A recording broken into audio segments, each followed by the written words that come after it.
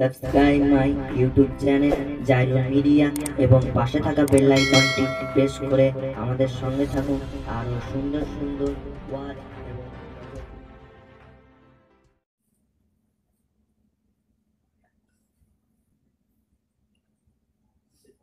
আমরা অসুবিধা হচ্ছে কি আমার সময় একটা দেওয়া আছে, চেষ্টা করছি সময়ের ভিতরেই ছেড়ে দেওয়া। তো আমরা সবাই নবীকে ভালোবাসি, শুধু আমরা না, আপনি যেখানেই কোন একজন মুসলমানকে জিজ্ঞাসা করবেন নবীকে ভালোবাসেন আপনি, দেখে না বলবেন, না বলবেন কি কখনোই বলবেন না, না বললে ঈমান থাকবে না, আর হ্যাঁ বললে দলিল লাগবে না। কথা ঠিক না বলবেন? আমি বলেছিলাম দাবি করলে দলিল দেবে। যদি বলে নবীকে ভালোবাসি না তাহলে ঈমান চলে যাবে, যদি বলে হ্যাঁ নবীকে ভালোবাসি দলিল দেখাতে হবে, প্রমাণ দেখাতে হবে।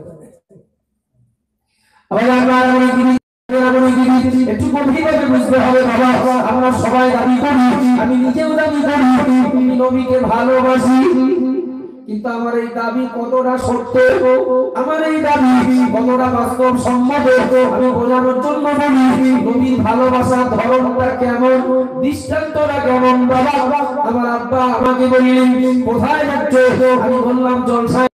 আব্বা বললেন আসার সময় আমার জন্য একটু হালুয়া নিয়ে এসো।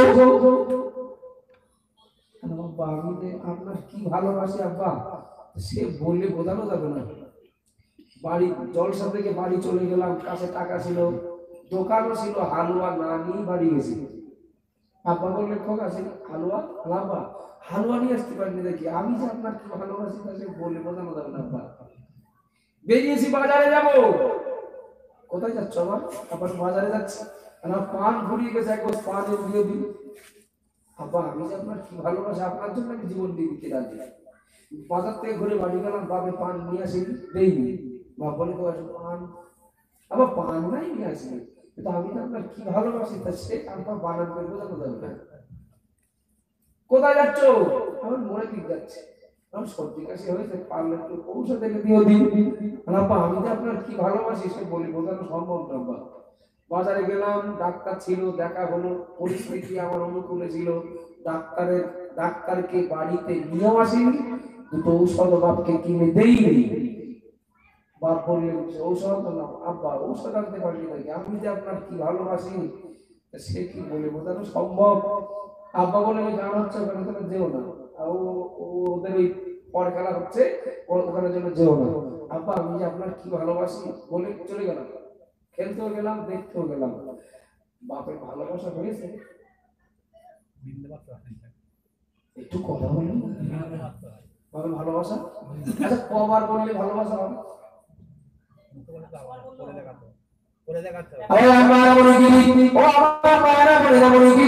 বাপের ভালোবাসার কথা মুখে এত সুন্দর মানান করে বলার দরকার হলো না, ভালো তখনই বাসা হবে। বাপ যেগুলো চেয়েছেন যদি দিতাম, কথা ঠিক না? বাপ যেগুলো নিষেধ করেছেন যদি বাদ দিতাম ভালোবাসা হতো।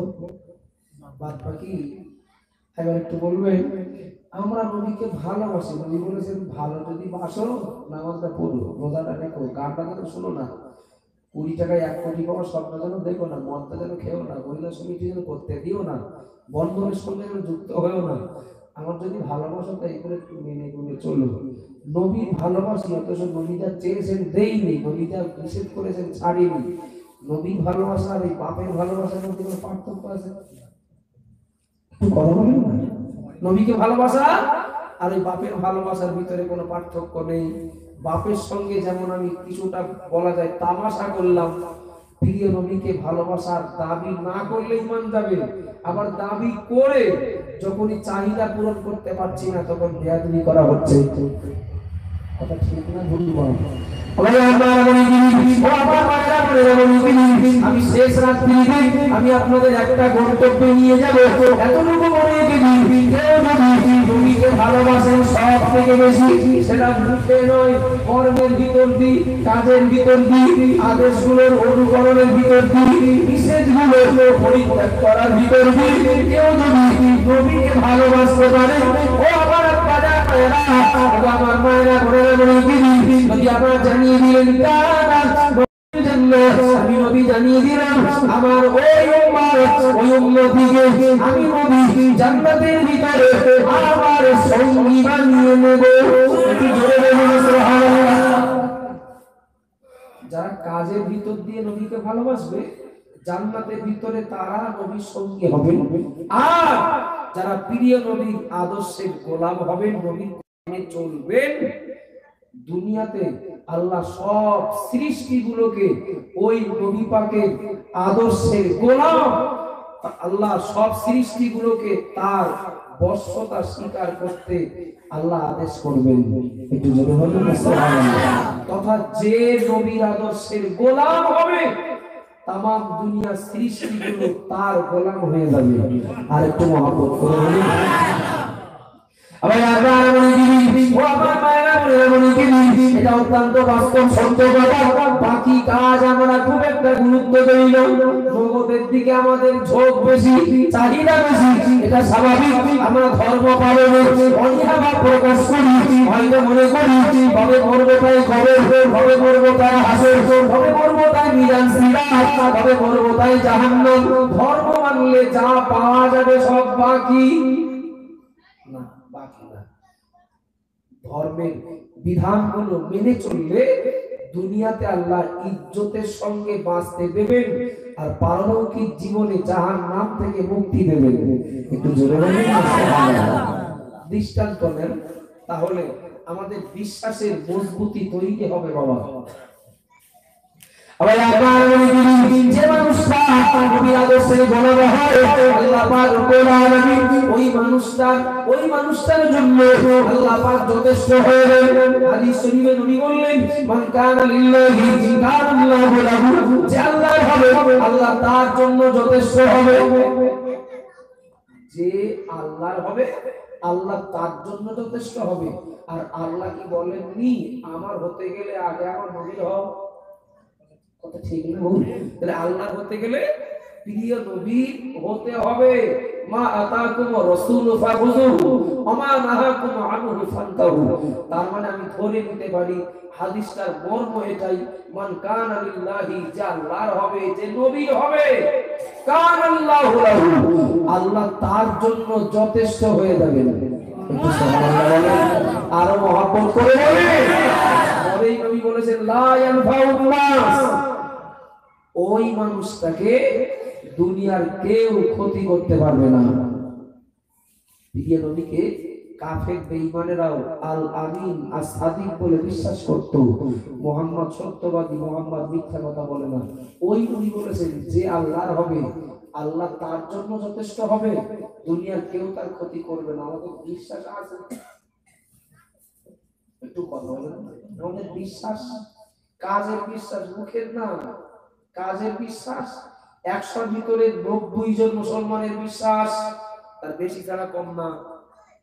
কাগজপত্র যদি ঠিক থাকে কারোর কিছু করার ক্ষমতা নেই, আর কাগজ যদি ঠিক না থাকে তাহলে কপালে দুঃখ আছে। যার কাগজপত্র ঠিক আছে তিনি খুশি মনে বুক ফুলিয়ে বেড়াচ্ছেন, হোক ভাই নাস্তিক, আমার সব ঠিকঠাক আছে। যার কাগজ ঠিক নেই তার চিন্তা করে প্রেসার বেড়ে যাচ্ছে, কখনো সুগার বেড়ে যাচ্ছে, কখনো হার্ট অ্যাটাক করে মরেও যাচ্ছে। হচ্ছে না? হচ্ছে তো। বাবু একটু বলবেন একটু ঈমানের কথা, ঈমানটাকে খেয়ালটাকে একটু বলবেন। রক্ষা করা না করার সিদ্ধান্ত নেওয়ার মালিককে। এই কথাটা ফিনিশিং দিয়ে আমার বক্তব্য শেষ। কথাগুলো শুনতে হবে, প্রথম থেকে শুনেছেন ভালো মন দিয়ে। রক্ষা করা আর না করা, রাখা না রাখা, হায়াত ও মউত, এই সব কিছুর চূড়ান্ত সিদ্ধান্ত নেওয়ার মালিক আল্লাহ। আমাদের এই ব্যাপারে বিশ্বাসের মজবুতি দরকার। আমাদের ঈমান কমজোরি বা আমাদের বিশ্বাসের ব্যাপক ত্রুটি। ভূমিকম্প হলে তখন বলি আল্লাহ আপনি ছাড়া কেউ নেই। যেই ভূমিকম্প থেমে যায় তখন বলি কলম পেরিয়ারটা ছিল বলে বাঁচলাম। আমাদের ঈমান নৌকায় উঠি যখন নৌকা মাছ পজিশন পর্যন্ত যায়, যে ঝড় ওঠে তখন বলি আল্লাহ নৌকা পরে আপনি যেতে পারবে না। যে ডাঙায় পৌঁছে যায় সেই বলি মাঝিটা ভালো বলে বাঁচলাম। কথা বলেন ঠিক না ভুল? তবু আমাদের ঈমানের মজবুতি দরকার। বিশ্বাস করুন মহান আল্লাহ পাক রব্বুল আলামিনের সাহায্য ঈমানদারদের সঙ্গে আর আল্লাহর সাহায্যের কাছে দুনিয়ার কোনো শক্তি কোনো পাওয়ার টিকতে পারে না। একটু সুবহানাল্লাহ বলুন। আমার মনে কি একটু খেয়াল করে শুনুন, প্রিয় নবী মুহাম্মদ রাসূলুল্লাহ সাল্লাল্লাহু আলাইহি ওয়াসাল্লাম নবী আমার জানিয়ে দিলেন, হাদিসটাকে আরেকবার রিপিট করছি, লা ইউমিনু আহাদুকুম হাত্তা আকুনা হাব্বা ইলাইহি মিন ওয়ালিদিহি ওয়া ওয়ালাদিহি ওয়ান নাসি আজমাইন। সব থেকে বেশি যে আমাকে না ভালোবাসবে সে ঈমানদার হবে না।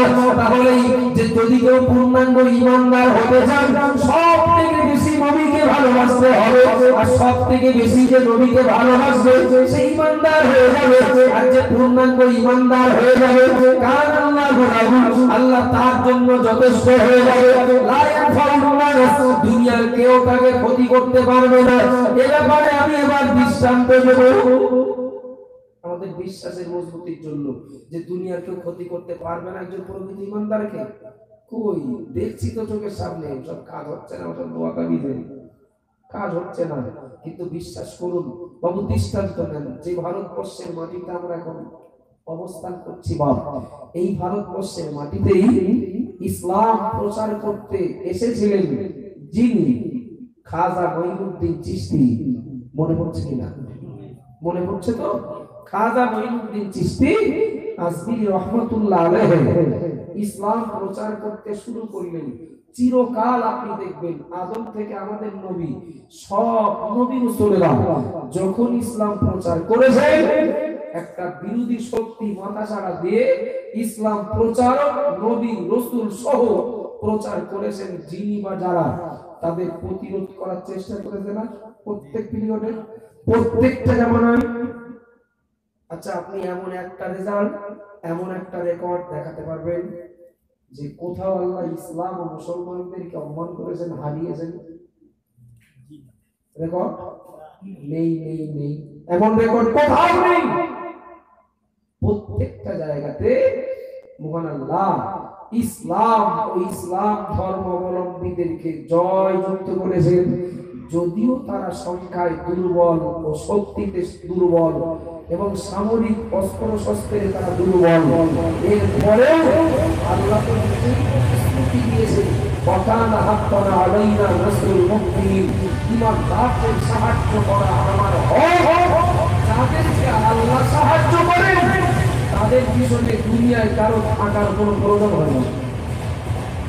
কথা ঠিক না ভুল? খাজা মঈনুদ্দিন আজমিরি রহমাতুল্লাহ আলাইহি তিনি পিতৃরাজ ও তার সাথী সঙ্গীদের চক্রান্তের শিকার। খাজা মঈনুদ্দিন হুজুরের অপরাধ কি? অপরাধ তিনি করেছেন লা ইলাহা ইল্লাল্লাহ মুহাম্মাদুর রাসূলুল্লাহ, এটাই তার অপরাধ, এটাই প্রচার করছেন, এটাই তার অপরাধ। আমি আমার মনে তিনি খেয়াল করে শুনতে হবে, খাজা মঈনুদ্দিন আজমিরি রহমাতুল্লাহ আলাইহি তিনি পিতৃরাজের ষড়যন্ত্রের শিকার হওয়ার পরেও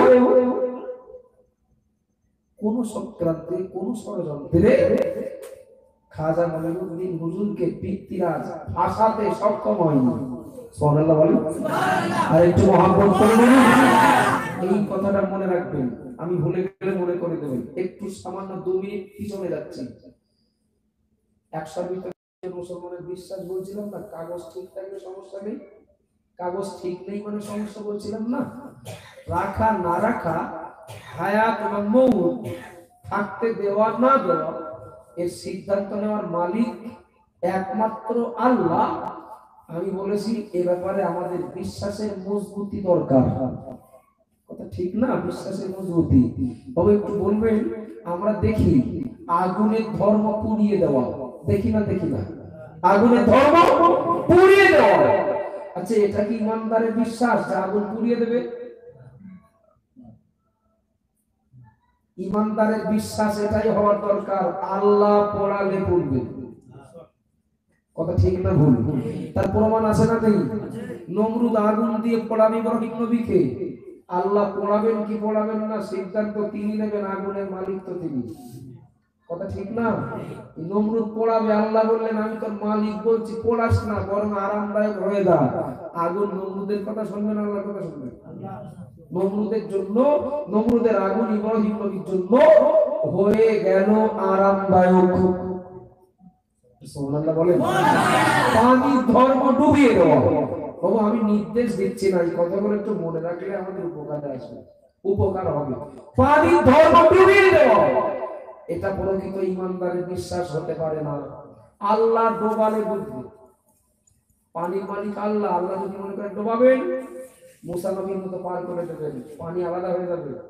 আল্লাহ যদি মনে করেন আল্লাহ যদি মনে করেন পার করে দেবেন, মুসা নবীর মতো পানি আলাদা করে দিয়ে আল্লাহ পার করে দেবেন। যদি মনে করেন ডোবাবেন, ফেরাউনের মতো চুরিয়ে মারবেন। কথা ঠিক না ভুল?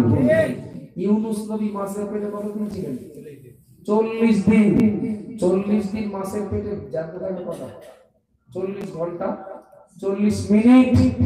40 দিন ইউনুস নবী মাছের পেটে। মাছ ডাঙায় তো ছিল না, পানিতে ছিল।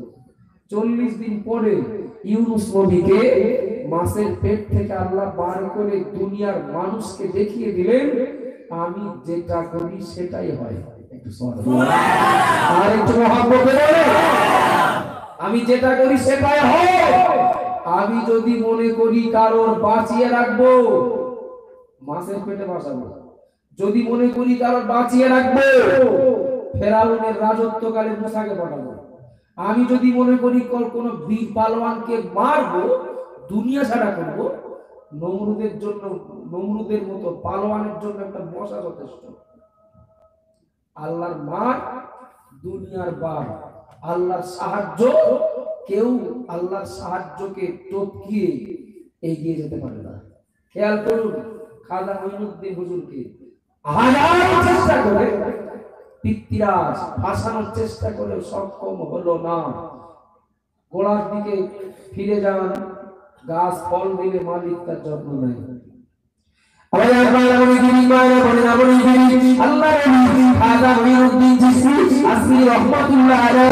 একটা সময় পাহাড়ের নিচে নামাজ পড়তে দাঁড়িয়ে গেলেন। নবী আমার জানিয়ে দিলেন, আনতা আবুদুল্লাহ কান্নাকা তারাহু ফাইন লাম তাকুন তারাহু ফাইন্নাহু ইয়ারাকা। যখন তুমি আল্লাহর ইবাদত করবে, তখন মনে করবে তুমি আল্লাহকে দেখতে পাচ্ছ। যদি আল্লাহকে দেখতে নাও পাও, এটা মনে করে ফাইন্নাহু ইয়ারাকা, আল্লাহ তোমাকে দেখতে পাচ্ছেন। সুবহানাল্লাহ। তুমি যখন আল্লাহর ইবাদত করবে, মনে করো আল্লাহকে দেখছো, হ্যাঁ নাও দেখতে পারো, এটা মনে করো আল্লাহ তোমাকে দেখছেন। নবীর হাদিস, খাজা মঈনুদ্দিন হুজুর নামাজ পড়ছেন, পিতৃরাজ বড় পাথর নিয়ে তারাগার পাহাড়ের উপরে, সুযোগ পেলেই মাথায় ফেলবে। আচ্ছা, এই দৃশ্যটাকে আল্লাহ দেখতে পাচ্ছেন না? যে আমার একজন বান্দা নামাজে মশগুল, আর আমার একজন নাফরমান বান্দা, সে ওই আমার ইমানদার বান্দাকে মারার জন্য প্রস্তুতি নিচ্ছে। আল্লাহ দেখতে পাচ্ছেন তো? পিতৃরাজ পাথর ফেলবে খাজা মঈনুদ্দিন হুজুরের মাথার উপরে। আপনি বলবেন পিতৃরাজ যে পাথরটা ফেলবে, ও পাথরটার মালিক কে? পাথরের মালিক তো আল্লাহ। নমরুদ চেষ্টা করতে পারে আগুন দিয়ে ইব্রাহিম নবীকে পোড়াবে, কিন্তু আগুনের মালিক আল্লাহ।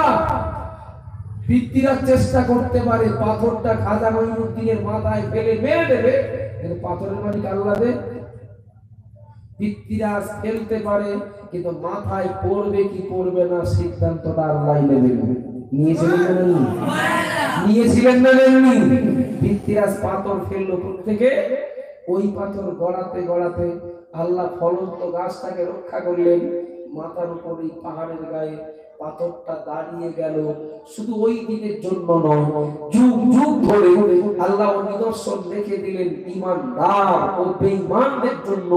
ঈমানদাররা তোমরা দেখো, আমি আল্লাহ এমন ঈমানদার হলে এইভাবে রক্ষা করব।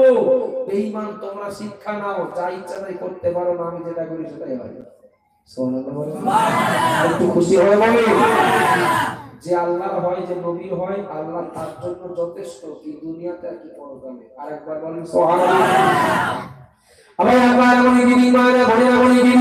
আপনারা কে কোন মত পদের মানুষরা আপন জায়গায়, আমার বোঝানোর জন্য দৃষ্টান্ত দিচ্ছি।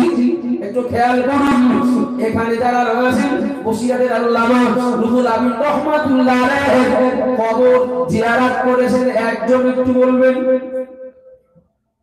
কে জানেন বসিরহাটে কেউ জানেন? বসিরহাট আল্লামা রুহুল আমিন রহমাতুল্লাহ আলাইহি। আমি পরীক্ষা দিচ্ছি না, জাস্ট প্রমাণটা একটু দেওয়ার জন্য। আল্লামা রুহুল আমিন রহমাতুল্লাহ আলাইহির কবর যেখানে, ওর 1/2 কিলোমিটার দূরে আর একটা কবর আছে। অনেকে আসেন এর ভিতরে, হয়তো বলছেন না সবাই, তো কথাটা শুনলে যথেষ্ট। 1/2 কিলোমিটার দূরে আর একটা কবর আছে, সেই কবরটা তিনিও একজন আল্লাহর ওলি বান্দা, নাম তার শাহ আলী রহমাতুল্লাহ আলাইহি। শাহ আলী মাজার জিয়ারত করা কেউ হয়তো থাকতে পারেন, যদি নাও থাকেন বসিরহাটে গেলে আমার এই কথাটা একটু মনে রাখবেন। শাহ আলী রহমাতুল্লাহ আলাইহি শুয়ে আছেন ময়লাখলা স্টেশনের নিকটবর্তী, পাশেই হুজুরের কবরের পাশেই শুয়ে রয়েছে আর একটা কবরবাসী, তবে সেই কবরবাসী মানুষ নন, তিনি একটা বাঘ। তিনি ওই কবরে শুয়ে থাকা বাঘ। প্রশ্ন, আল্লাহর ওলির পাশে বাঘ কেন? আল্লাহর ওলির কবরের পাশে বাঘ কেন? জি, ওই বাঘটার পরিচয় হলো, বাঘ আজমকা সুন্দরবন থেকে ধরে এনে ওই জায়গায় কবর দেওয়া হয়নি, বরং ওই বাঘটাই ছিল শাহ আলী হুজুরের যানবাহন। একটু সুবহানাল্লাহ। তবে এমন নজির আরো অন্যান্য জায়গায় আছে, ফুলপুরাতে আছে, বাবুল শরীফে আছে, আরো অনেক জায়গায়। যেটা জানি সন্দেহজনক কথা বলবো না, যেটা শিওর সেটাই মনের দিক থেকে শিওর এবং জানি সেটাই বলার চেষ্টা করি। তো যা হোক, এটা কোরআন হাদিসের কথা না, যে উনি হয়ে গেলে ইমান চলে যাবে, কাল থেকে আসবে। জি, শাহ আলীর কবরের পাশে শুয়ে থাকা ওই বাঘ শাহ আলীর যানবাহন ছিল। শাহ আলী হুজুর যখন যেখানে যেতেন, বাঘ পিঠে করে নিয়ে যেত। একটু খুশি হয়ে বলেন, দেখি ঘুম লেগেছে কিনা, একটা ছোট্ট পরীক্ষা হয়ে যায়। বাঘ মানুষের পেটে নেয় না পিঠে নেয়? দেখেছেন? বাঘ মানুষের পেটে নাই না পিঠে নাই? পেটে নাই না? পেটে না, পিঠে নিলে পড়ে যাবে, হয়তো হাত পা ভাঙবে। পেটে না। শাহ আলী হুজুরকে নিয়েছে কোথায়? পিঠে। বাঘটা বুঝতো না, তাই বাঘটা খাওয়ার জন্য নাকি ব্যক্তিগত মানে দেখার শক্তি ছিল না? বাঘটা কি গালে দাঁত ছিল না? খাওয়ার শক্তি ছিল না? মুখ সেলাই করা ছিল? শাহ আলী রহমাতুল্লাহ আলাইহিকে বাঘ পিঠে করে নিয়ে বেড়াচ্ছে। ও ভুল বুঝবেন না, আমি আপনাদের এখানকার মেহমান, ভুল হলে আমাকে ধরে দেবেন। ট্রাম এসেছিলেন না ভারত ভ্রমণে? একটু কথা বলুন, আমাদের প্রধানমন্ত্রী এসেছিলেন না? বহু জায়গা আমেরিকার প্রেসিডেন্টকে দেখানো হয়েছে, ঘোরানো হয়েছে, পক্ষ বিপক্ষ আপন জায়গায়, আমি যেটা দরকার সেটা বলছি, অনেক জায়গা দেখানো হলো। এখন আমাদের দেশের প্রধানমন্ত্রী এবং রাষ্ট্রপতি যদি আমেরিকার প্রেসিডেন্টকে নিয়ে কলকাতার চিড়িয়াখানায় ঢোকে, চিড়িয়াখানায় একটা বাচ্চা বাঘ আছে, এখনো ভালো করে দাঁত উঠিনি তার, এবং ভালো বুঝতেও শিখিনি এখনো। চিড়িয়াখানায় একটা বাচ্চা বাঘ আছে, ভারতবর্ষের প্রধানমন্ত্রী ও রাষ্ট্রপতি আমেরিকার প্রেসিডেন্টকে নিয়ে যদি চিড়িয়াখানায় ওই বাচ্চা বাঘের সামনে একটু দাঁড়ায়, বাঘ কদমবুসি করবে না সালাম দেবে আগে? বলেন ওরে সর্বনাশ, আমাদের প্রধানমন্ত্রীদের, আমাদের রাষ্ট্রপতিদের আমেরিকার প্রেসিডেন্ট বললে হবে ওজন কম নাকি? বিশাল ওজন। বাঘ প্রধানমন্ত্রীর 1 পয়সা দাম দেয় না, কথা ঠিক না ভুল? রাষ্ট্রপতি পাওয়ারকে বাঘ 1 পয়সা দাম দেয় না, আমেরিকার প্রেসিডেন্টকে বাঘ 1 পয়সা দাম দেয় না। ওর কাছে একজন ভ্যানওয়ালা রাখো, দেশের রাষ্ট্রপ্রধানও সেই দেবে, কথা ঠিক না ভুল? সামনে পাবে, যাবে না জীবনও, নিরায়িত জীবনও নেবে না, যদি দেয়, যদি দেয়। বাঘের সামনে গেলে খবর আছে, কথা ঠিক না ভুল? একটু দয়া করে বলবেন, যে বাঘ রাষ্ট্রপতিকে ছাড়ে না, যে বাঘ প্রধানমন্ত্রীকে ছাড়ে না, যে বাপ রাজ্যপালকে ছাড়ে না, মুখ্যমন্ত্রীকে ছাড়ে না, সেই বাপ একজন ফকির সাহেবকে পিঠে করে নিয়ে বেড়াচ্ছে।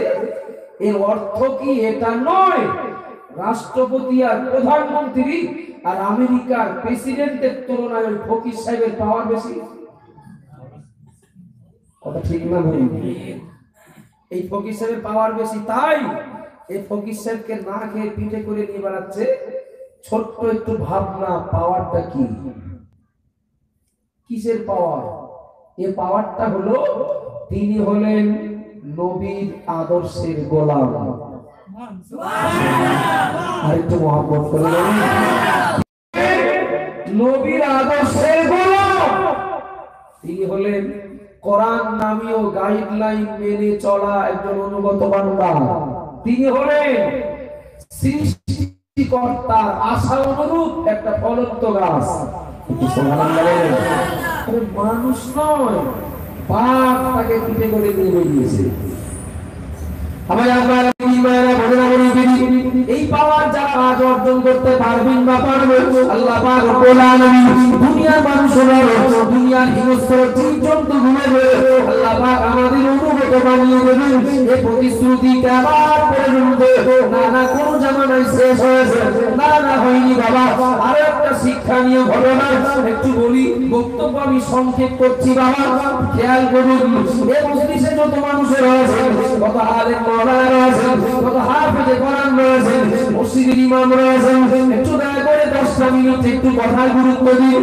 আল্লাহ প্রিয় মাহবুব বান্দা নাম তার জাফর সাদিক রহমাতুল্লাহ আলাইহির নাম আপনাদের কারো শোনা আছে নাকি? জাফর সাদিক রহমাতুল্লাহ আলাইহি একজন বিশ্ববিখ্যাত আল্লাহর মাহবুব বান্দা। আলেম ওলামারা ভালো জানেন তার সম্পর্কে, আমার প্রয়োজন যতটুকু ততটুকু বলছি। জাফর সাদিক তিনি হলেন খলিফা মনসুরের পিরিয়ডের মানুষ। কারণ খলিফা মনসুর প্রধানমন্ত্রী আর জাফর সাদিক সেই জামানার একজন আল্লাহওয়ালা মানুষ। দিনের পর দিন জাফর সাদিকের ভক্ত বেড়ে যাচ্ছে। আচ্ছা, রাষ্ট্রপ্রধানদের কাছে এই মানুষগুলো টার্গেট হয়ে যান না? একটু খেয়াল কথা বলেন না? স্বাভাবিক খেয়াল করেন কার পিছনে লোকজন ছুটছে বেশি, সঙ্গে সঙ্গে যে কোনো ভাবে তাকে ফাঁসানোর চেষ্টা করা হবে। এটা কিন্তু প্রত্যেক দেশে প্রত্যেক রাজ্যে প্রায় হয়ে থাকে, ব্যতিক্রম থাকতে পারে। জাফর সাদিকের ভক্ত দিন গেলে বেড়ে যাচ্ছে। বাবা খলিফা মনসুর দুশ্চিন্তায় আমার গদি চলে যাবে কিনা, আমার গদি চলে যাবে কিনা, তাই রাজ দরবারে মিটিং করিয়ে শুনলে অবাক হয়ে যাবে। আমাদের ইমান অক্সিজেন পাবে, আমাদের মনোবল বৃদ্ধি পাবে।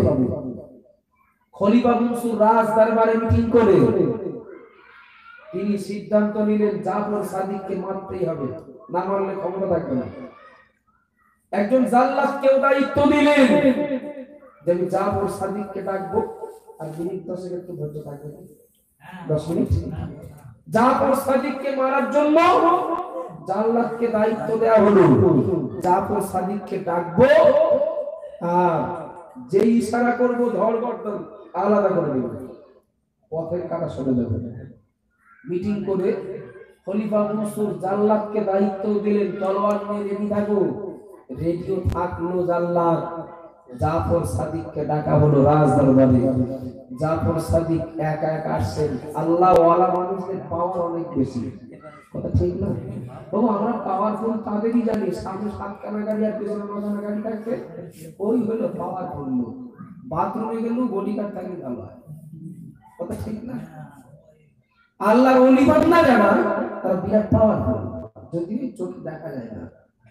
আবার আল্লাহর ওলি দিন জাফর সাদিক রাজ দরবারে আসেন।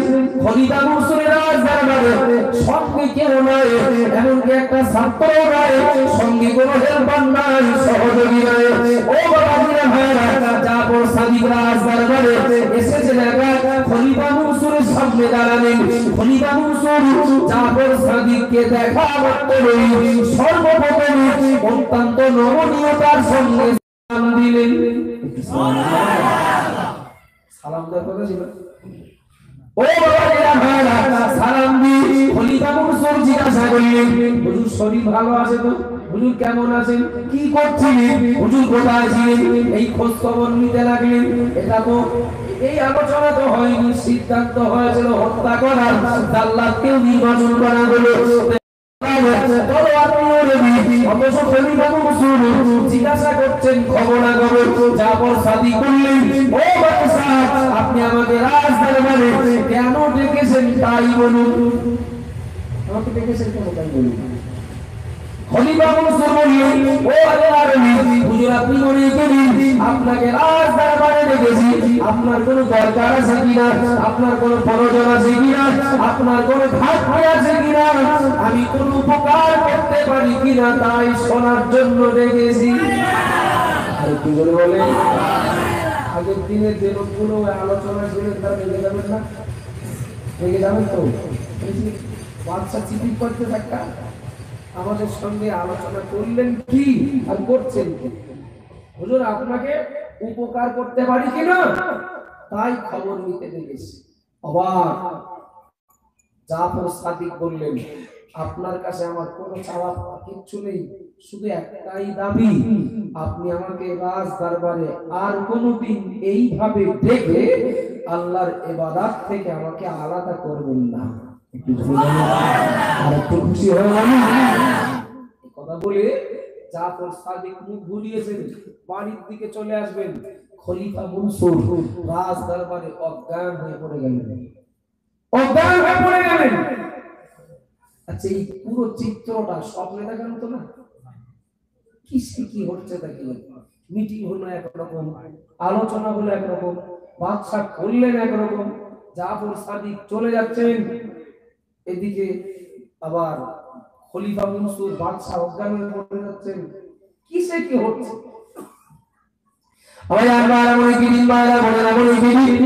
ভুল বুঝবেন না, আমি জাফর সাদিকের পরিচয়টা একটু তুলে ধরছি বাবা, বিশ্বাস নয়।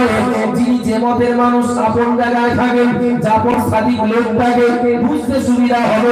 আমরা জানি ফুলফরা শরীফের পীর মুজাদ্দিদুল জামান আল্লাহ হাসনাত দাদা হুজুর দেওয়া রাহমাতুল্লাহ আলাইহি ওস্তাদ ছিলেন সুফি ফতে আলী ওয়াইসি, তার ওস্তাদ নূর মোহাম্মদ নিজামপুরি, তার ওস্তাদ সৈয়দ আহমদ বেরেলভি, তার ওস্তাদ আব্দুল আজিজ মুহাদ্দিস দেহলভি, তার ওস্তাদ ওলিউল্লাহ মুহাদ্দিস দেহলভি, তার ওস্তাদ ছিলেন আব্দুর রহিম, তার ওস্তাদ সৈয়দ আব্দুল্লাহ, তার ওস্তাদ ছিলেন আদম বান্নবী, তার ওস্তাদ ছিলেন মুজাদ্দিদ আল ফিসানি, তার ওস্তাদ ছিলেন খাজা বাকিরুল্লাহ, তার ওস্তাদ ছিলেন খাজা মুহাম্মদ, তার ওস্তাদ ছিলেন মাওলানা দরবেশ, তার ওস্তাদ ছিলেন মাওলানা শাহজাহান, তার ওস্তাদ ছিলেন খাজা উবাইদুল্লাহ, তার ওস্তাদ ছিলেন ইয়াকুব চারবি, তার ওস্তাদ ছিলেন আলাউদ্দিন গিজদাওয়ানি, তার ওস্তাদ ছিলেন বাহাউদ্দিন নকশবন্দি, তার ওস্তাদ ছিলেন ইমাম সামাজি, তার ওস্তাদ ছিলেন খাজা আলী নামিদবি, তার ওস্তাদ ছিলেন আবুল খায়র বাগনাবি, তার ওস্তাদ ছিলেন খাজা আলী ফরাগাবি, তার ওস্তাদ ছিলেন আব্দুল খালিক গিজদাওয়ানি, তার ওস্তাদ ছিলেন ইউসুফ হামদানি, তার ওস্তাদ ছিলেন খাজা আলী ফরমাদি, তার ওস্তাদ ছিলেন আবুল কাসিম গোসাইনি, তার ওস্তাদ ছিলেন বাবু আলী বকরি, তার ওস্তাদ ছিলেন আবুল কাসিম মাসরাবি, তার ওস্তাদ ছিলেন শিবলিল ওমানি, তার ওস্তাদ ছিলেন জুনায়েদ বাগদাদি, তার ওস্তাদ ছিলেন মারুফ, তার ওস্তাদ ছিলেন জুনায়েদ বাগদাদি, তার ওস্তাদ ছিলেন মারুফ তারাজি, তার ওস্তাদ ছিলেন ইমাম জাফর সাদিক। একটু জোরে বলুন সুবহানাল্লাহ। জাফর আপনার জুনায়েদ বাগদাদি, তার ওস্তাদ ছিলেন ইমাম বাকের, তার ওস্তাদ ছিলেন জয়নাল আবিদিন, তার ওস্তাদ ইমাম হোসাইন, তার ওস্তাদ বিশ্বনবী। যদি জাফর সাদিক অনেক ওজনটা। অন্যদিকে মাওলানা তাহের সাহেব হুজুর মানে দেওবন্দি মতের ওলামায়ে কেরাম যারা, মাশায়েখ যারা, পীর বুজুর্গ যারা যদি থেকেও দেখেন, তাহের সাহেব হুজুরের উস্তাদ সম্ভবত মাহমুদুল হাসান আসাদ মাদানী, হুসাইন আহমদ মাদানী, মাহমুদুল হাসান, এইভাবে যদি আপনি দেখেন, আশরাফ আলী থানভী, রশিদ আহমদ গাঙ্গুহি, যেতে যেতে হাজী ইমদাদুল্লাহ মহাজের মুখে মিশে গেছে ওই একই লাইনে। যাক, ওই বিষয়টা আমার উদ্দেশ্যও নয় আর আমার সঠিক স্মরণেও নেই। আমার বক্তব্য যেটা, জাফর সাদিক রহমাতুল্লাহ আলাইহি তিনি প্রিয় নবীর জামানা খুব কাছাকাছি মানুষ, তাই বুঝলাম না, তাই বললাম। আমার আল্লাহর ওলি মারা ভোলা ওলি ওই জাফর সাদিককে মারার জন্য খলিফা মনসুর রাজদরবারে ডাকলেও যখন পারলেন না চলে যাবেন জাফর সাদিক চলে যেতে খলিফা মনসুর অজ্ঞান হয়ে গেলেন। জিজ্ঞাসা করলেন সাগরেরা কি ব্যাপার বাদশা, কতদিন মিটিং করলেন, কতদিন সিদ্ধান্ত নিলেন জাফর সাদিককে মারবেন, আজকে উল্টো পাল্টা হলো কিসে কি অজ্ঞান হয়ে পড়ে যাচ্ছেন, আপনি আবার বলছেন উপকার করতে পারি কিনা তাই রেখেছি কিসে কি ব্যাপার। ওই সময় খলিফা মনসুর পরিষ্কার করলেন, ও আমার রাজদরবারের দায়িত্বশীল ব্যক্তিরা মনে রাখবে, আমি খলিফা মনসুর আমি মারার জন্যই ডেকেছিলাম, আল্লাহ ওয়ালা ওই জাফর সাদিককে হত্যা করার জন্যই ডেকেছিলাম, কিন্তু আমি যা দেখতে পেয়েছি হয়তো তোমরা সেরা দেখোনি, তোমরা হয়তো দেখছো একা একা, কিন্তু আমি দেখলাম সঙ্গী সাথী আছে। একটু খুশি হয়ে বলো, আমি দেখলাম সঙ্গী সাথী আছে। ও পূর্বাদ একদম গ্রাম্য ভাষা একটা কথা বলে, আপনাকে বলে কিনা জানি না, ভিক্ষের দরকার নেই, কি বলে তারপরে ভিক্ষার দরকার নেই, কুকুর ঠেকা বলে না, মা দুটো ভিক্ষে দাও, কুকুরটা তা ঘেউ ঘেউ করতে শুরু করলো না, তখন বলছে মা আমার ভিক্ষে লাগবে না, তো কুকুরটা ঠেকা ঠেকা বড় বিষধর একটা অজগর সাপ,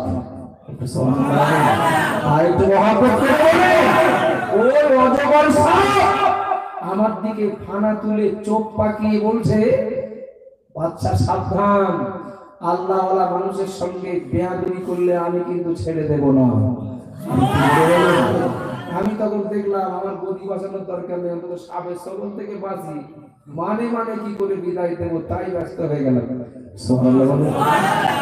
আল্লাহ ওয়ালা মানুষদেরকে রক্ষার দায়িত্ব আল্লাহ দিয়েছেন, গাছ ফল দিলে মালিক অবশ্যই রক্ষা করবে, কথা ঠিক না? জি একদম শেষ, আর 2 মিনিট মাত্র, এটাই শেষ কথা।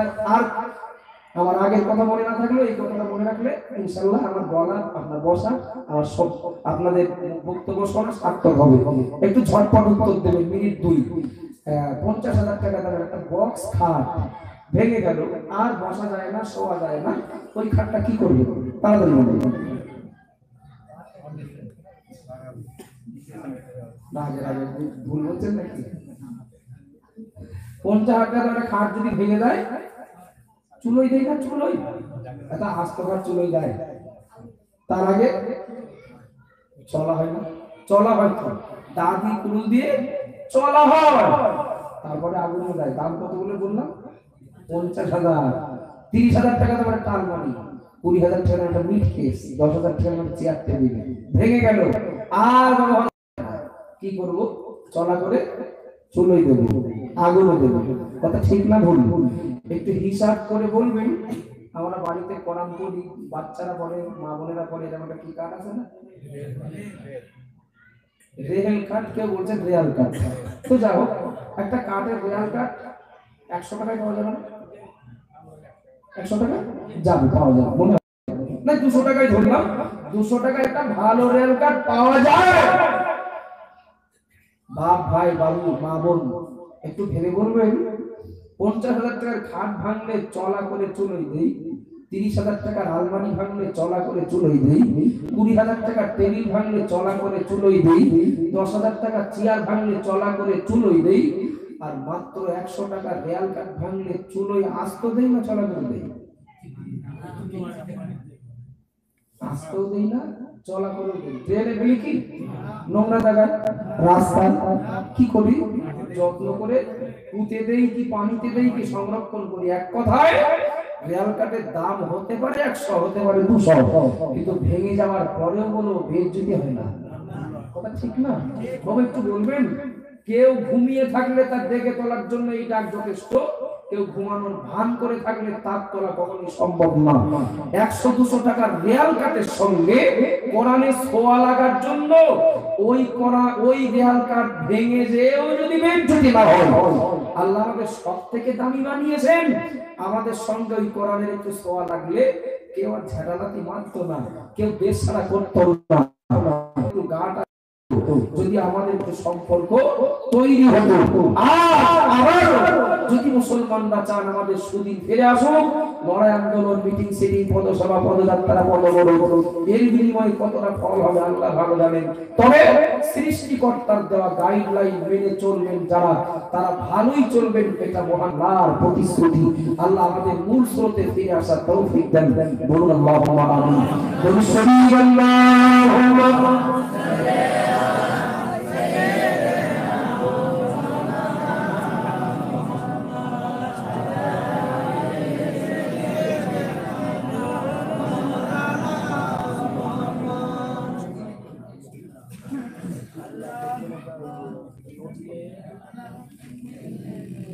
সকলে বাইরে যারা আছেন, মসজিদের ভিতরে যারা আছেন, রাত 1টা বাজে, আপনাদের চোখ মুখ দেখে বা আপনাদের গলার ভয়েস দেখে মানসিকতা দেখে মনে হচ্ছে না এখন রাত 1টা বাজে যাচ্ছে। আল্লাহ শুকরিয়া আদায় করছি, পবিত্র তাহাজ্জুদের সময় আমরা জোর নয়, যিনি করেন তিনি করবেন, যিনি করেন না মনে করেন তিনি করবেন না, তার প্রতি আমার কোনো মন্তব্য নেই। প্রিয় নবীর সামনে মহব্বতে একটু সালাম করবো, ইয়া নবী সালাম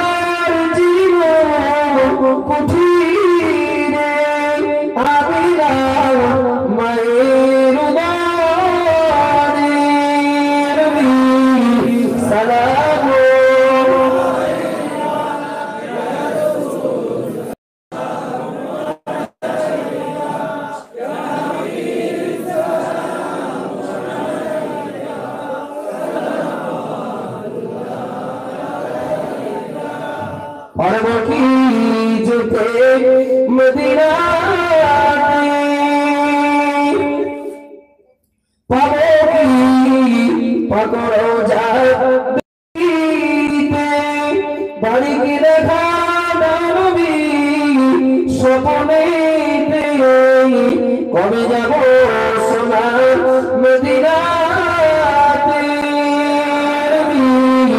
সালাম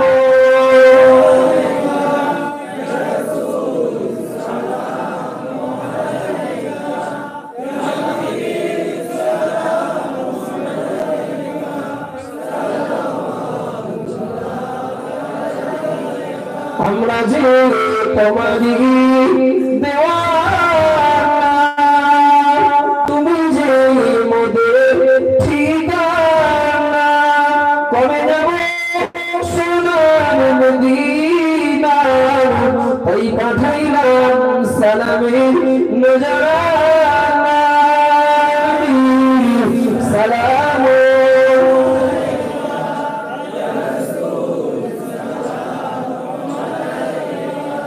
يا حبيبي سلام عليك السلام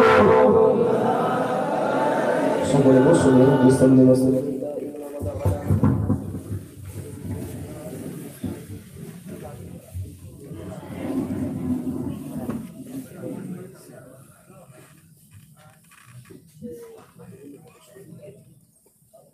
দুরূদ শরীফ আল্লাহুম্মা আলা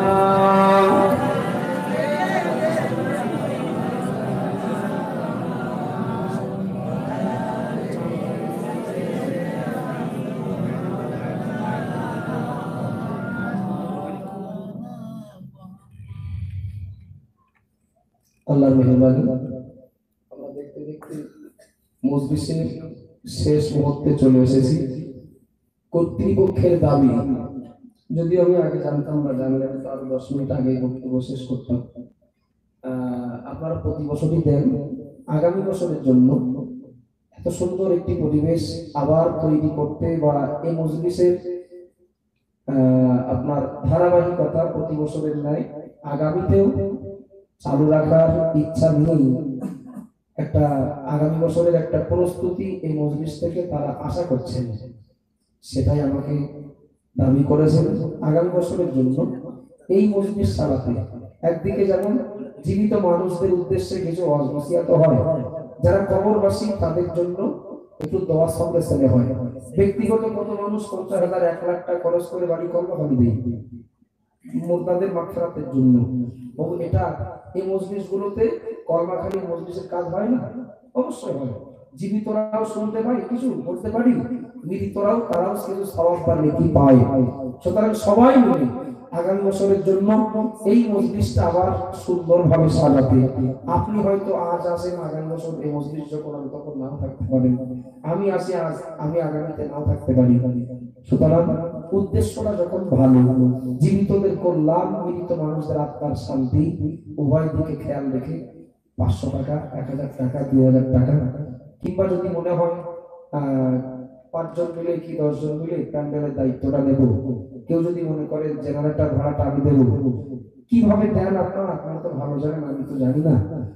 কেউ যদি মনে করেন বিরিয়ানির যা চাল কি যা চাল লাগবে আমি দেবো, আপনারা একটু মসজিদ থেকে যদি একটু বলেন তাহলে তাড়াতাড়িও হয় বা আমার বলতে তুলতেও সুবিধা হয়।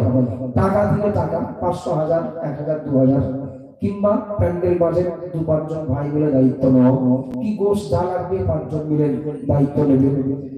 বাদ বাকি অন্যান্য খরচ খরচা বাবদ প্রতি বছর আপনারা যে একটু আজকে আমি শেষ বেলায় এই তাহাজ্জুদের সময় আপনাদের কাছে সব হয়ে গেছে, শুধু দোয়াটা বাকি। দোয়ার আমল একটু হাত পাচ্ছি নগদ। কেউ যদি মনে করেন 10, 20, 50, 100, 200, 500 দেবেন, আল্লাহর মেহেরবানি দিতে পারেন। আর প্রতিশ্রুতি আগামী বছরে যখন এই সবার পরিকল্পনা নেওয়া হবে তখন দেবেন, একটু বলুন।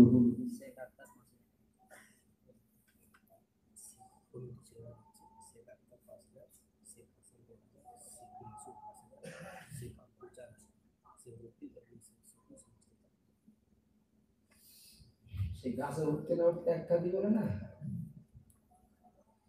শেখ আক্তার মানে কমিটি ভাইরা, মানে কমিটির সদস্যদের ভিতরে উল্লেখযোগ্য শেখ আক্তার 5,000 টাকা। হ্যাঁ, শেখ হাসান 2,000 টাকা, শেখ মাসুদ 5,000 টাকা, শেখ আব্দুল 4,000 টাকা, শেখ রফিক ও শেখ শফিক দুজন মিলে 4,000 টাকা সব। নারে তাকবীর, একটু দিল খুলে বলেন না নারে তাকবীর।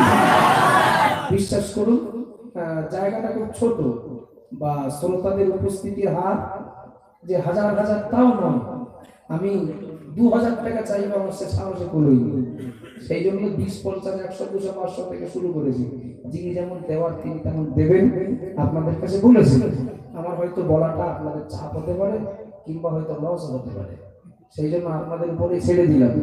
আল্লাহর মেহেরবানি কয়েকজন ভাই তারা তাদের পারকতার উপরে এবং খরচ খরচার বাজেটের দিকে খেয়াল রেখে মাত্র কয়েকজন ভাই মিলে অনেকটাই প্রতিশ্রুতি দিয়েছেন।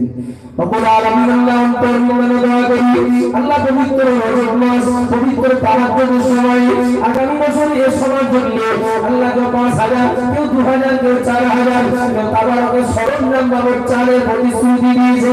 আল্লাহ সকলের কালকে কবুল করুন, মনে আশাকে পূর্ণ করুন, শরীরকে সুস্থ রাখুন, আয় রোজগারে বরকত দান করুন, আসন্ন বালা মুসিবত থেকে হেফাজত করুন।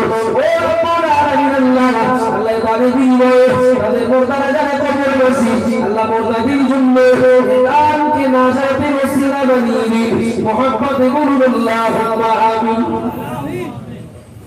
আল্লাহ মেহেরবানি বলুন, বেশি জোরে লাগবে না, আবহাওয়া ভালোই আছে।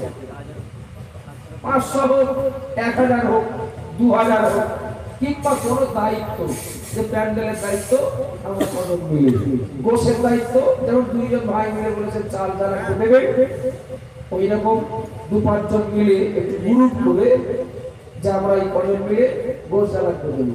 আর বিক্ষিপ্ত ভাবে এপিএল বিপিএল সব চলবে, তো কোনো অসুবিধা নেই। কেউ যদি মনে করেন 50 টাকা দেবেন নগদ তাও চলবে, যদি বলেন বাকি তাও চলবে, এখানে পাস করে ব্যাপার নেই। আজহারউদ্দিন আল্লাহর এক বান্দা 1,000 টাকা। নারে তাকবীর, জোরে বলেন নারে তাকবীর। মহান ইসলাম ইসলামী জলসা, মহান ইসলামী জলসা, দাতা গো, নারে তাকবীর। আলহামদুলিল্লাহ। একটু বলি রেহেনা আল্লাহর এক বান্দি 1000 টাকা কি আশরাফ আলী আল্লাহর এক বান্দা উদার মনের মানুষ, তিনিও বলছেন 5000 টাকা দেবেন। নারে তাকবীর। আরো খুশি হয়ে বলেন নারে তাকবীর। আল্লাহর এক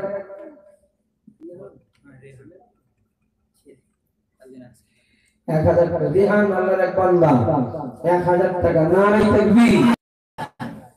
আল্লাহর মেহেরবানি। রব্বুল আলামিন আল্লাহ আমার কয়েকজন বান্দা আল্লাহর নাম কি মনে আছে উদ্দেশ্য কি আপনি ভালোই জানেন। বান্দা বান্দি আল্লাহকে কত দেবেন কি দেবেন আপনি সব জানেন। আল্লাহ সকলে তৌফিক কবুল করুন, সকলে মনে আসা কি পূর্ণ করুন। আল্লাহ শরীরকে সুস্থ রাখুন, আর রোজগারে বরকত দান করুন, সমস্যা থাকলে সমাধান করুন। আল্লাহ ও রব্বুল আলামিন দাদাজি কারো বাপ কবরে, কারো মা কবরে, কারো বাপ কবরে, কারো আপন প্রিয়জন কবরে, রব্বুল আলামিন আল্লাহ এদানগুলো আল্লাহ দাদাজি পর্দাদির জন্য নাজাত ও মাগফিরাতের ওসিলা বানিয়ে দিন। মুহাব্বতে বলুন আল্লাহুম্মা আমিন। 100 টাকা আল্লাহর এক বান্দা নগদ দিয়েছেন।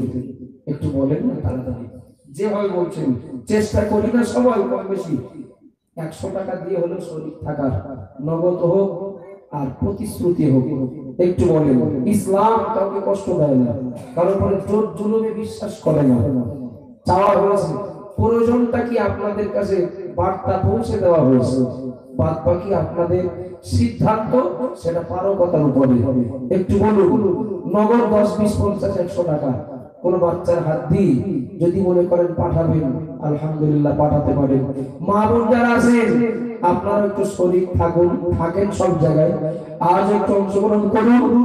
আর প্রতিশ্রুতি এখনো গোশ আমি আশা করব অন্তত আনুমানিক কত বছর। আচ্ছা লোকজনের উপস্থিতি দেখে তো মনে হচ্ছে না দুটোকে কি লাগবে। ফেরেশতারা খাবেন নাকি? 2 কুইন্টাল গোশ লাগবে। দেখুন চিন্তা ভাবনা আপনাদের। তবে আগামী বছর আস্তে আস্তে যদি এর ভিতরে এনআরসিতে নাম বাদ চলে যায় মাফ করে দেওয়া হবে। শেখ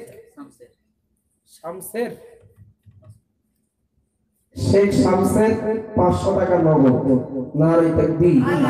জোরে বলেন নারে তাকবীর। একটু বলেন গোশ 200 কেজি লাগবে, কেউ একজন 5 কেজি দিয়ে শুরু করবেন। বাড়িতে কত আত্মীয় স্বজন মেহমান আসে, তাদের পিছনে মেহমানদারির জন্য বহু খরচ করা হয়। নবিয়ানা মজলিসের মেহমান যারা, তাদের মেহমানদারির জন্য 5 কেজি গোশ দেবেন। কেউ 5 কেজি দিয়ে শুরু হন, কুটিরে গোশ লাগানো হতো 5 কেজি। শেখ ইয়াকুব 1000 টাকা। এত স্পিডে বলেন যেন লিখে না পারে, এটা আয়রা ঘর তোলেন না। 10 টাকা করে হোক, যদি 10 টাকা দিয়ে আগামী বছরের জন্য বাপ বলবে 10 টাকা, ছেলে বলবে 5 টাকা, পোতা বলবে 2 টাকা 3 টাকা, লেখা চলতে থাকে। নারে তাকবীর। আরো জোরে নারে তাকবীর। বাপি আল্লাহর এক বান্দা 2000 টাকা। নারে তাকবীর। আরো জোরে নারে তাকবীর। সিদ্দিক আল্লাহর এক বান্দা 1000 টাকা। আল্লাহ নামে কবুল করুন।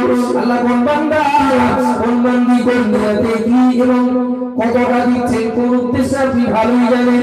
ও কোরআন আল্লাহ দাদাদের দানকে কবুল করুন।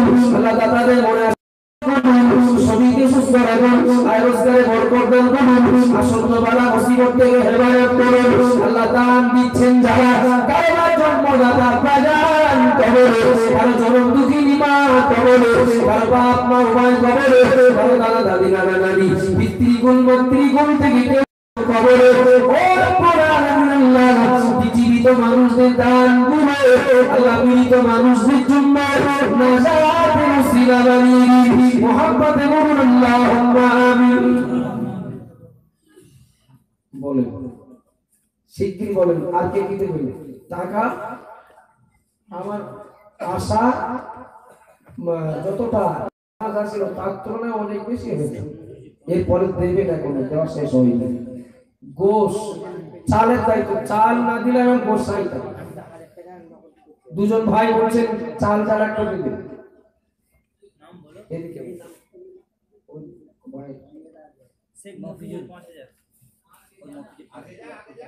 শেখ মফিজুল ভাইজান ৫,০০০ টাকা।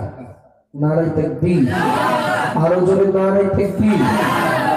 এমনি মসজিদে মাদ্রাসায় কালেকশনে ৫,০০০ টাকা, ৩-৪ হাজার টাকা দান সহজে বলা যায়। কিন্তু মিলাদ মাহফিলে আমি বহু জায়গায় তো কালেকশন করি বা করতে হয়। এই যে ৫,০০০ টাকার এতগুলো দাতা আমি আজকে মনে হয় আজকে এই প্রথম দেখছি। আল্লাহ শুকরিয়া আদায় করছি, আলহামদুলিল্লাহ। নিশ্চিত আপনাদের আন্তরিকতা আছে, মসজিদের প্রতি যেমন লক্ষ্য আছে, মিলাদ মাহফিলের প্রতিও লক্ষ্য আছে। তবে সঙ্গে এটাও মনে রাখতে হবে, অনেক সময় হয় কি, যিনি রান্না বান্না করেন শেষ বেলায় তার কপালে ধরে না, তাই না? আমি দেখেন যারা সভা সমিতির পিছনে দৌড়াদৌড়ি ছোটাছুটি করেন তাদের শোনার সুযোগ হয়। এটা আপনাদের এই জায়গার ক্ষেত্রে ব্যতিক্রম। শেখ আইজুল, শেখ আইজেল, আমি বললাম মাইক বলে যা বলবে মাইকে তাই হবে, বানান ভুলে গেলে। শেখ আইজেল ৪,০০০ টাকা। নারায়ে তাকবীর, একটু জোরে বলেন না নারায়ে তাকবীর। আলহামদুলিল্লাহ, সবার জন্য দিল খুলে দোয়া চাওয়া হবে। একটু বলেন টাকা আপনারা যতই দেন, আমি সেই 2 কুইন্টাল গোশ আমি ভুলে যাচ্ছি। 2 কুইন্টাল গোশের ভিতরে 5 কেজি গোশ কেউ শুরু করেন না। চাল না বলে আচ্ছা এক কাজ করেন, টোটালি তাবারকের কোনো সরঞ্জাম নেওয়া হবে না, টাকায় শুরু উঠবে। যদি বলেন গোশ দেবেন না তাহলে চাল ফিরিয়ে দেওয়া হবে, যেমন তাবারকের সরঞ্জাম নেবেন। হয় গোশ দেবেন বলেন, আল্লাহ চাল ফিরিয়ে দেবেন। আর কিছু না, চাল যখন হয়েছে গোশটা হোক। অনন্তপুর লাল মোহাম্মদ আল্লাহর এক বান্দা ২,০০০ টাকা দেবেন, অনন্তপুরে বাড়ি। নারায়ে তাকবীর, আরো জোরে নারায়ে তাকবীর। একটু বলেন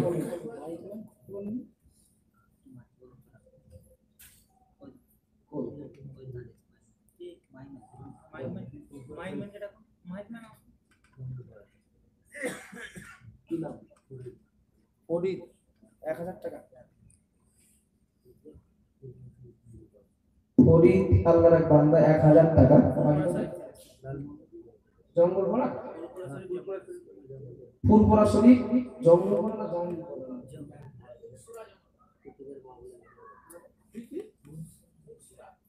ফুলসুরা,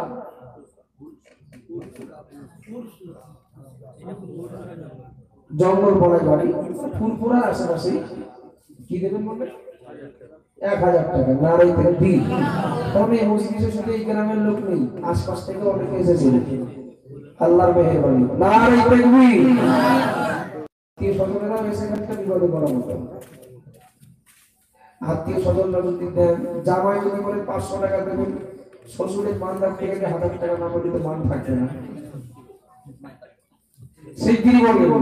বোনায় যদি বলেন ১,০০০, সম্বন্ধের অন্তত ২,০০০ টাকা বলা উচিত। আল্লাহ যদি সেই ক্ষমতা দেন। গোশ আছে ১ কেজি বলেন, কেউ দেবেন। ছোট বাচ্চা যারা বাপের পকেট পড়া টাকা থেকে ১ কেজি গোশের দায়িত্ব নেওয়া যাবে না। ৫ কেজি গোশ দিচ্ছেন না, ৫,০০০ টাকা দিচ্ছেন, আমি তো এইটাই অবাক হয়ে যাচ্ছি। জি শিগগির বলুন আল্লাহ দরবারে দোয়া করি। আল্লাহ কত বান্দা, আল্লাহ কত বান্দি, আল্লাহ স্থানীয় বা বহিরাগত এখানকার মানুষ কিংবা মেহমান, আল্লাহ কেউ টাকা দেবেন ৫,০০০, ২,০০০, ১,০০০, আল্লাহ কেউ তাবারকের সরঞ্জাম দেবেন।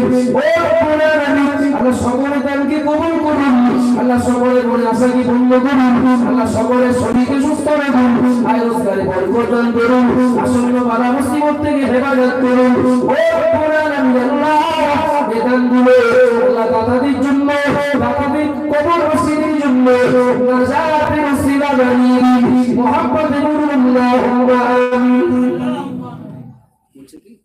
ফুলটা খুব সুন্দর, একটু বক্সের জোরটা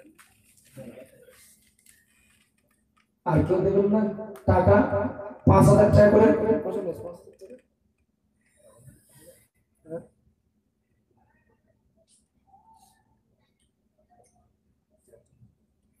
5,000 টাকা করে 4 জন আছে, তাহলে খাপছাড়ার মতো থাকবে না, কিছু বলতাম গোশ 2 কুইন্টাল আগে হয়ে যাক, খাওয়ার জোগাড় হোক, তারপর প্যান্ডেল হয় না না হবে 2 কুইন্টাল গোশ, 5 কেজি গোশ দেওয়ার মতো কেউ নেই, 500 গ্রাম শুরুটা হোক, কে দেবে? আজ তো গরু দেবে, আমি কথা কি করে বলবো? 5 কেজি গোশ দিচ্ছে না, আজ তো গরু কেউ দিন আমাকে রাগ করবো, তা ফিরে অপমান করবো? কেউ যদি বলেন আমি একা একটা গরু দেবো, তা আমরা কি তারা অপমান করবো? যে দেবো না, বলুন না, তখন এই কিনা দেখছি নারে তাকবীর, আরো জোরে নারে তাকবীর। একটু বলেন, সে কি বলেন? অনেক দূরে যাব, 1:15 হয়ে গেছে, 2 ঘন্টা 15 মিনিট।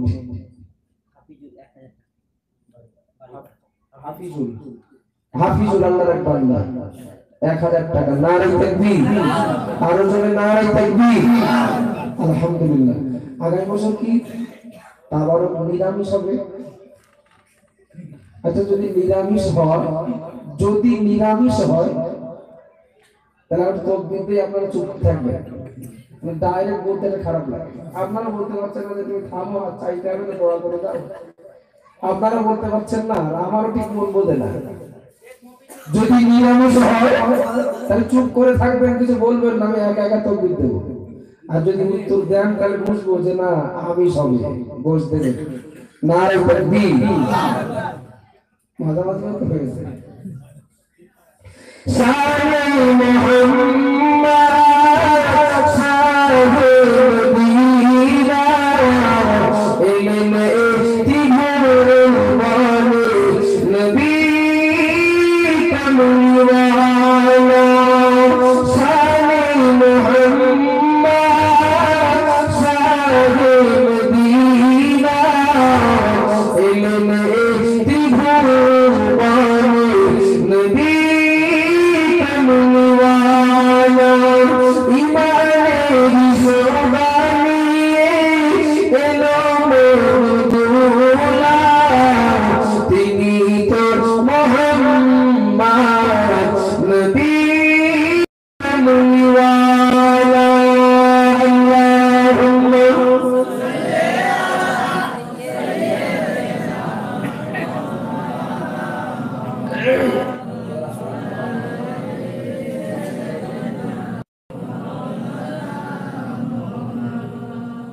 আমরা প্রত্যেকেই গুনাহগার, দোয়া হবে এক্ষুনি। দোয়ার পূর্বে বিগত জীবনের গুনার কথা স্মরণ করে একটু তওবা ইস্তেগফার করি। আউযু বিল্লাহি মিনাশ শাইতানির রাজীম, বিসমিল্লাহির রহমানির রহিম। আস্তাগফিরুল্লাহ রাব্বি মিন কুল্লি যামবিন ওয়া আতুবু ইলাইহি, লা হাওলা ওয়ালা কুওয়াতা ইল্লা বিল্লাহিল আলিয়্যিল আযীম। আয় আল্লাহ, আমি এই জীবনে যত প্রকার জানা অজানা শিরকি কুফরি জাহেরি বাতিনি, প্রকাশ্যে অপ্রকাশ্যে, দিনের আলোকে রাতের অন্ধকারে, ইচ্ছায় অনিচ্ছায়, শয়তানের ধোঁকায় পড়ে, নফসানি খায়েশে পড়ে যত গুনাহ করেছি, সমগ্র গুনাহ হইতে তওবা করলাম। আশহাদু আল্লা ইলাহা ইল্লাল্লাহু ওয়া আশহাদু আন্না মুহাম্মাদান আবদুহু ওয়া রাসূলুহু। লা ইলাহা ইল্লাল্লাহু মুহাম্মাদুর রাসূলুল্লাহ সাল্লাল্লাহু আলাইহি ওয়াসাল্লাম।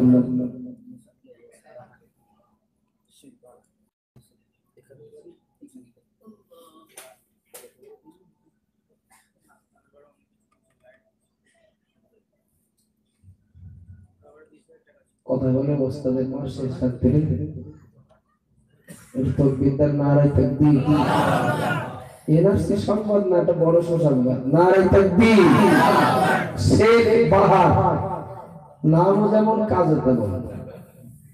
2 কুইন্টাল গোশ একা দেবে, আর একটু জোরে আল্লাহর নাম নেই না শেষ মুহূর্তে নারে তাকবীর আর জোরে নারে তাকবীর রব্বুল আলামিন অন্তর্মনে দয়া করি আল্লাহ পবিত্র তাহাজ্জুদের সময় গভীর মনোযোগে আপনার বান্দা আল্লাহ মুহাম্মদের জন্য হুকুমদার বসে প্রতিশ্রুতি দিচ্ছেন আল্লাহ তার মনের নিয়তকে পূরণ করে দিন আল্লাহ প্রতিশ্রুতি আদায়ের ক্ষমতা দান করুন আল্লাহ শরীরকে সুস্থ রাখুন আর রোজগারে বরকত দান করুন আসন্ন বালা মুসিবত থেকে হেফাজত করুন ও আল্লাহ আপনার বান্দা আল্লাহ কাদেরকে হারিয়েছেন আপনি ভালো জানেন আল্লাহ তার নিজের জন্য তার পরিবারের জন্য তার কবর নসিবের জন্য নাজাত ওসিলা বানিয়ে মুহাব্বত আল্লাহুম্মা আমিন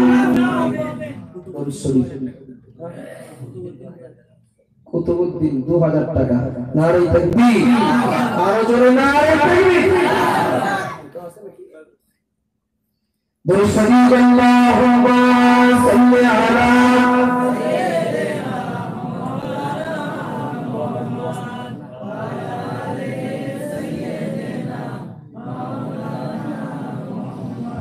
اللهم آمين ربنا ظلمنا أنفسنا وإن لم تغفر لنا وترحمنا لنكونن من الخاسرين ربنا لمن النار فحسبنا ولا مكاني গভীর জমিতে তাহাজ্জুদের সময় পবিত্র রজব মাসে নারী পুরুষ নির্বিশেষে দরবারে রাখি দুখানা করে খালি হাত উঠিয়েছি ও রব্বুল আলামিন হাত উঠানোর পূর্ব মুহূর্ত পর্যন্ত জীবনের সমূহ গুনাহগুলো আল্লাহ আমাদের পতিত তওবার উসিলা করে মাফ করে দিন রব্বুল আলামিন আমাদের থেকে বিদায় নিয়ে যারা কবরবাসী আল্লাহ কবরবাসীর জীবনের সমূহ গুনাহগুলোকে মাফ করে দিন ও সন্ধ্যা থেকে নিয়ে পর্যন্ত আল্লাহ যা কিছু আলোচনা হয়েছে তেলাওয়াত হয়েছে পড়াশোনা হয়েছে আল্লাহ এবছর এবং আগামী বছরের জন্য আল্লাহ যিনি যেমন ভাবে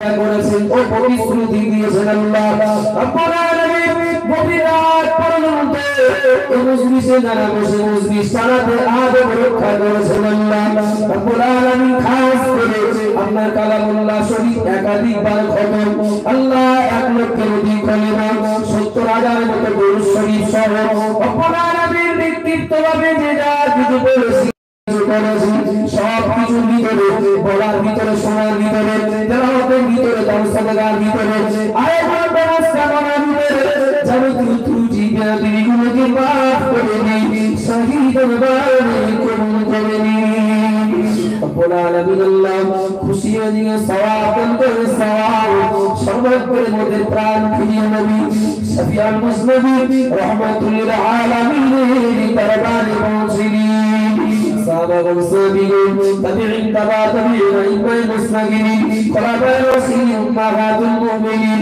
শাহাদা সালিহিন আরওয়াহ মুসাফিরিন ও রব্বুল আলামিন আল্লাহ খাস করে মক্কা শরীফে শরীফ জান্নাতুল বাকিয়া জান্নাতুল মুআল্লা মিনা মুজদালিফা বদর ওয়াদ সিফিন হুনাইন কারবালা প্রান্তরে আপনার যত মাহবুব বন্দে বন্দী রাসূল সাল্লাল্লাহু সকলের সওয়াব পৌঁছে দিন রব্বুল আলামিন খাস করে तमाम দুনিয়ার পূর্ব থেকে পশ্চিম উত্তর থেকে দক্ষিণ মধ্যস্থ পর্যন্ত নবী সুন্নাত কুতুব সুবিদার রশিদিয়া পীরে কামেল হাজী গাজী আলম ওলামা পূর্ব থেকে পশ্চিম উত্তর থেকে দক্ষিণ মধ্যস্থ পর্যন্ত আপনার যত প্রিয় মাহবুব বান্দা বান্দিরা আল্লাহ আপনার নামে সাড়া দিয়েছেন সকলের সওয়াব পৌঁছে দিন খাস করে চার তরিকার পীর মাযহাবের ইমাম হুজুরদের সওয়াব পৌঁছে দিন পুরফরা সুন্নতি মুজাদ্দিদ জামান আল্লাহ তাআলা উন্নত বলা তারা আওলাদ তার খলিফা তার ভক্ত মুরিদদের সওয়াব পৌঁছে দিন ও রব্বুল আলামিন আল্লাহ আপনার হাত দিয়েছি আল্লাহ হাত দিয়ে তোমার জন্মদাতা পাকে মাটি দিয়েছি আল্লাহ কে হাত দিয়ে জনম দুঃখিনী মায়ের মুখে মাটি দিয়েছি আল্লাহ হাত দিয়ে কেউ জন্মদাতা বাবা জনম দুঃখিনী মা উভয় আমাকে সাদা কাফন পরিয়ে আল্লাহ ওই নিরব করে দাফন করেছি রব্বুল আলামিন কেওবা দাদাদাদি নানানানি পিতৃকুল মাতৃকুল শ্বশুরকুল শাশুড়িকুল আপনজন প্রিয়জনদের ভিতর থেকে কাউকে না কাউকে আমরা হারিয়ে ফেলেছি আল্লাহ রব্বুল আলামিন আমবাগানে বাসবাগানে খোলা ময়দানে ঝঞ্ঝারের ভিতরে আল্লাহ খোলা আকাশের নিচে আমাদের প্রিয়জনেরা কে কোন কবরে কি অবস্থায় রয়েছে আপনি ভালোই জানেন আল্লাহ রব্বুল আলামিন আল্লাহ আজকের মজলিসে মুকাম্মাল সওয়াব আমাদের সকল মুর্দানি কবর পৌঁছে দিন আল্লাহ মুর্দানি কবর গুলো জান্নাতের টুকরা বানিয়ে দিন আল্লাহ রব্বুল আলামিন আল্লাহ আর কোনদিন তারা খেতে আসবে না আল্লাহ আর কোনদিন পড়তে আসবে না পরিচয় চাইবে না আল্লাহ আর কোনদিন ডাক্তার কবিরাজ করতে বলবে না আল্লাহ কেবলমাত্র তারা দেওয়ার ভিখারি রব্বুল আলামিন হাজার হাজার টাকা খরচ খরচা করার এই বিনিময়ে আল্লাহ আমাদের উপস্থিতি দান সদকা সহযোগিতার বিনিময়ে আল্লাহ সবগুলো তাদের দূরে পৌঁছে দিয়ে কবর থেকে কিয়ামত পর্যন্ত সমস্ত মঞ্জিলগুলো সহজ সুগম করে দিই আপনার দয়া জান্নাতের মেহমান বানিয়ে নিন আল্লাহ কোরআন খতম আল্লাহ দরুদ সালাম দেন আল্লাহ মুর্দাদের নাজাতের জন্য মাগফিরাতের জন্য ওসিলা বানিয়ে দিন আল্লাহ ও রব্বুল আলামিন আল্লাহ যে গ্রামে বসে রয়েছে এই গ্রামে এবং আপনারা যারা দূর থেকে এসেছেন আমাদের উপরে আল্লাহ যত কবর বসিরা আছে সকলে নাজাতের জন্য আল্লাহ এই মজলিসটাকে ওসিলা বানিয়ে দিন আল্লাহ সর্বশেষ আপনার কাছে দোয়া চাই আল্লাহ মসজিদের মাইকে আমাদের মৃত্যুর সংবাদ একদিন ঘোষণা করা হবে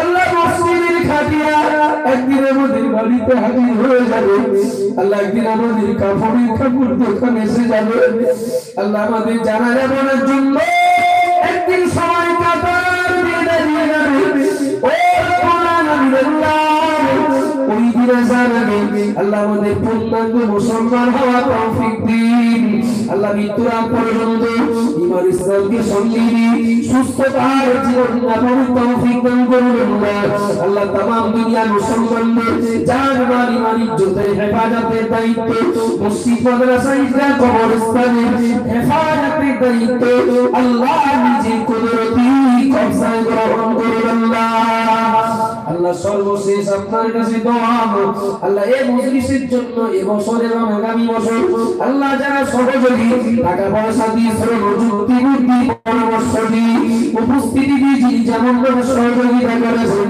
আল্লাহ বিনিময়ে সবার আল্লাহ দুনিয়াতে শান্তি দান করুন রব্বুল আলামিন সকলের এবং সকলের মুর্দাদের নাজাতের জন্য এই মজলিসকে ওসিলা বানিয়ে দেবেন আল্লাহ রব্বিরহামহুমা কামা রাব্বায়ানি সগীরা সুবহান রাব্বিকা রাব্বিল ইজ্জাতি আম্মা ইয়াসিফুন ওয়া সালামুন আলাল মুরসালিন ওয়ালহামদুলিল্লাহি রাব্বিল আলামিন বিহামদি লা ইলাহা ইল্লাল্লাহ মুহাম্মাদুর রাসূলুল্লাহ আসসালামু আলাইকুম